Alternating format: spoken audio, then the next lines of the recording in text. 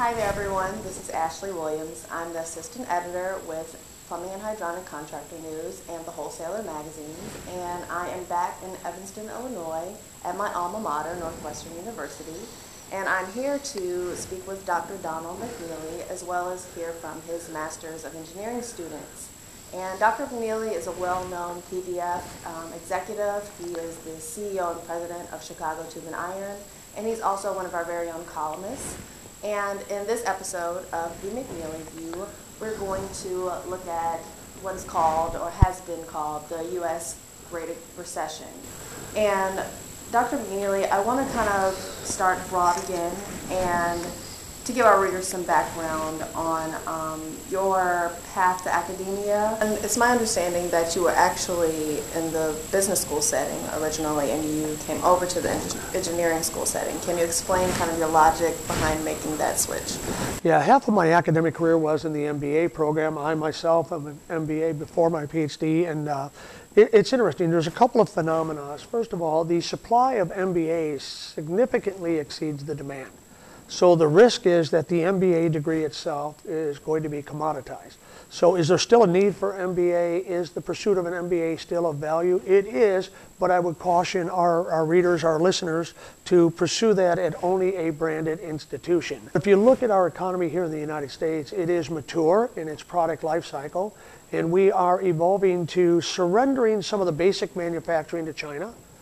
The service sector is being outsourced to a great extent to India.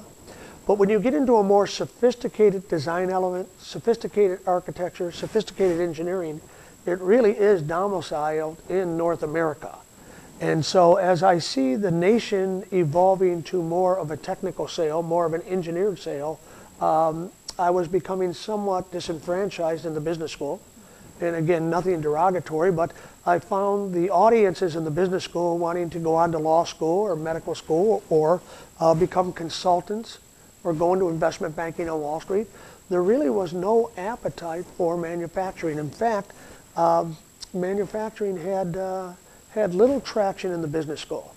So I consciously made the move over to the engineering school to, if you will, find my type of people that I can relate to, people that share my passion for creating manufacturing jobs in this great nation.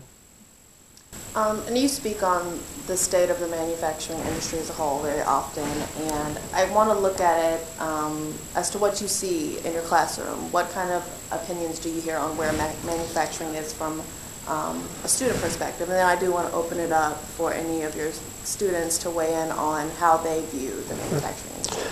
So there are only 4 ways to create sustainable wealth for any nation. Only 4 ways. You must grow something, you must mine something, you must build something, or you must manufacture something. Those are the 4 ways to create sustainable wealth for an individual or a company or a nation. And I suggest to you, at the epicenter of that value chain, somebody is doing something in the field of manufacturing, and you can't do that without engineering. So the interesting thing is, in many campuses, they're not talking at all about manufacturing. Yet manufacturing are the high-paying jobs. Manufacturing jobs are the jobs that sustain a nation's prosperity. And every manufacturing job has a ripple effect of 3.5 to 4.5 additional jobs to service that manufacturing. So we'll ask some of my students here. I think what you said is the truth in a lot of college campuses. Manufacturing is kind of invisible. It's seen as an old industry and not as a part of the United States at this point. There's some news now of coming back to the United States, but maybe a lot of people haven't experienced that.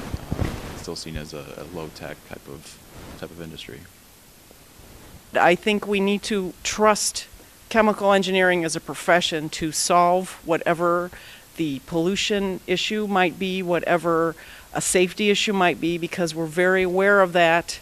But I think the image in manufacturing of a chemical plant is probably not good in many people's minds, and we're working on that. China and U.S., they both play big roles internationally, and it's not only U.S. market that China is looking at.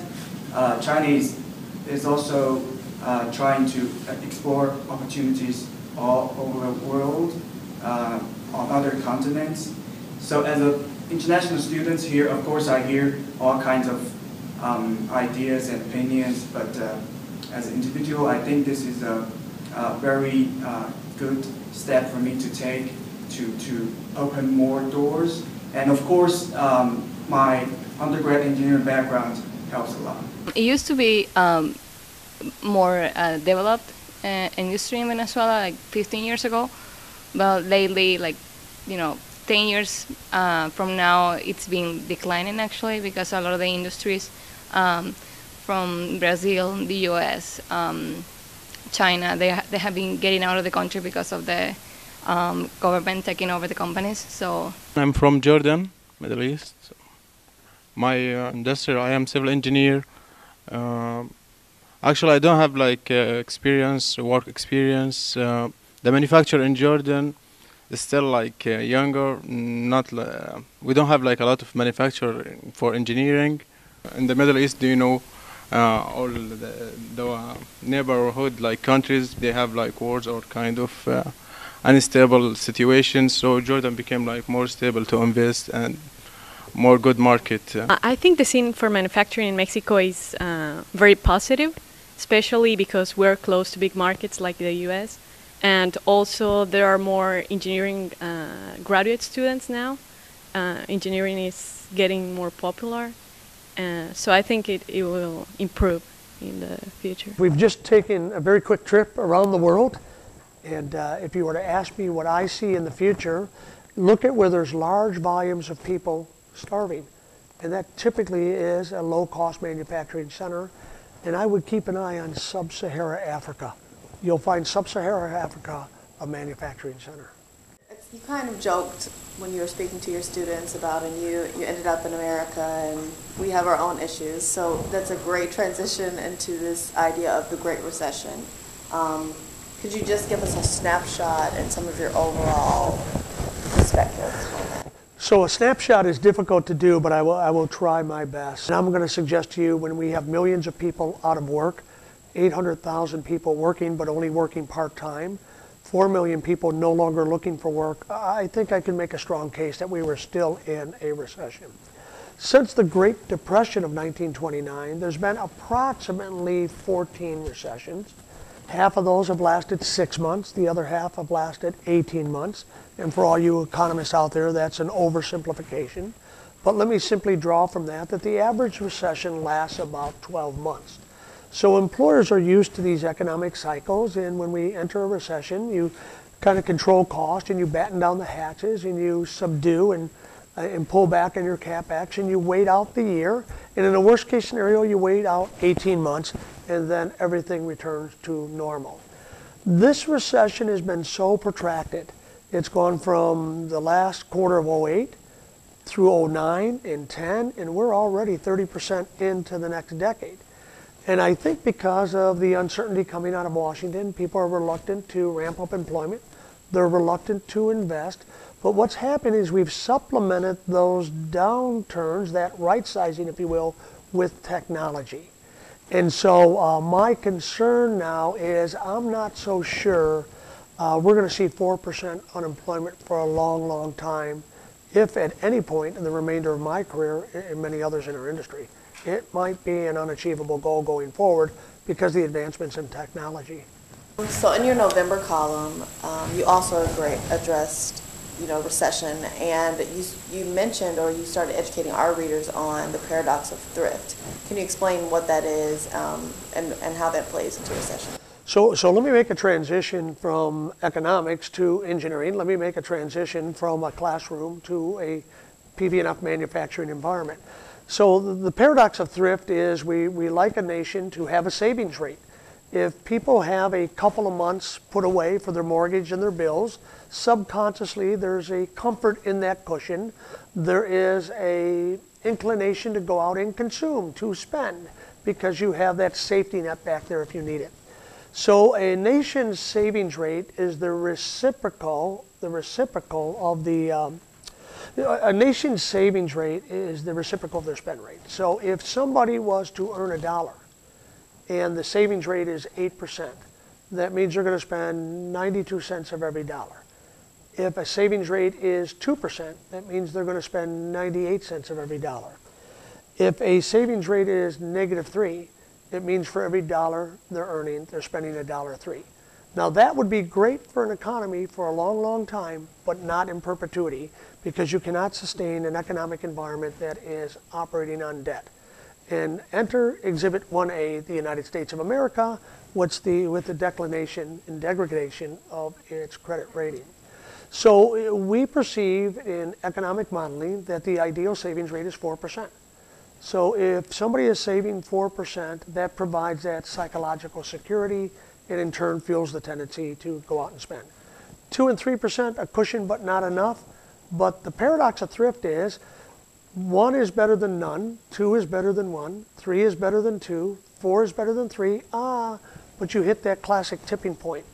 A savings rate greater than 4% is not good because we are in effect over-saving for the health of the economy, because in effect money saved is not money being spent.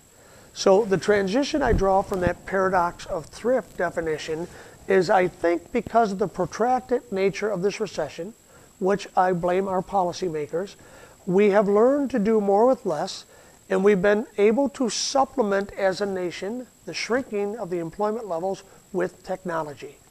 So I think the study that is yet to be researched, yet to be published, is, can a nation become too productive for its own good? We know a nation can save too much for its own good, but the question now that I have on the horizon is, have we reached a paradox of productivity where we become so productive we don't need as many employees as we once did? And on the subject of the paradox of productivity, looking into, again, the manufacturing industry, how are you seeing that manifest now, or do you think it will in the future? I think it is right now. I think what's happening is we need to get past the next election. I'm not very excited about the next election. I don't know anybody that is.